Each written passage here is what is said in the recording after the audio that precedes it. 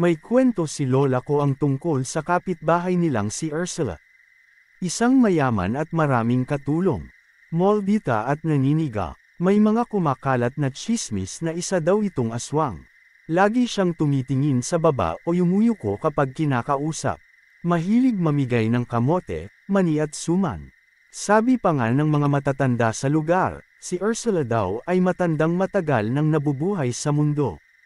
Kaya wag daw tatanggap ng mga pagkaing binibigay niya. Dahil nanghahawa daw yan ng pagkaaswang.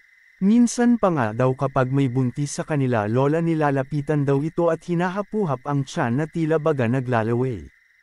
At may isang eksenang ikinagimbal sa lahat. May burol daw sa lugar nila. Yung iba, abala sa pagsasakla at halos. Pagkatapos, wala nang bantay sa burol dahil ang mga bantay ay napagod sa ilang araw na pagbabantay. Sa pagkagulat nila kinaumagahan, nawala ang bangkay at ang nasa kabaong ay mga mais na tuyot at mga sanga ng puno ng saging na pinagbigkis. Kumbaga, pinalitan ito. At ang hinala nila, ay si Ursula daw ang nagnakaw dahil napapansin nilang nagkaroon ng pagtitipon ng kamag-anakan ni Aling Ursula sa malaki niyang bahay.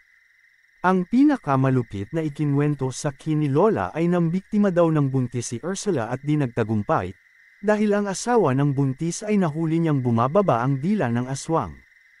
Pinutol ito gamit ang itak. Bigla daw sumigaw at nang hahabulin ng asawa ng buntis, nakita niya ang ang kulay brown na napakalaki na kumakaripas ang takbo. Kinabukasan, pinuntahan ng asawa ng buntis ang bahay ni Ursula. Nakita niyang nakanganga daw ito at putol ang dila. Nang hihina, nang nalaman nila na aswang si Ursula nagsipulasang umalis ang mga katulong niya at ang iba pa nga daw nagnakaw pa.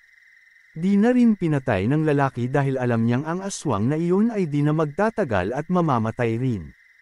Nabalitaan daw na matay daw iyon agad dahil kapag tumuntong sa bahay ng aswang ang taong nanakit sa aswang ay tiyak na ang kamatayan nito.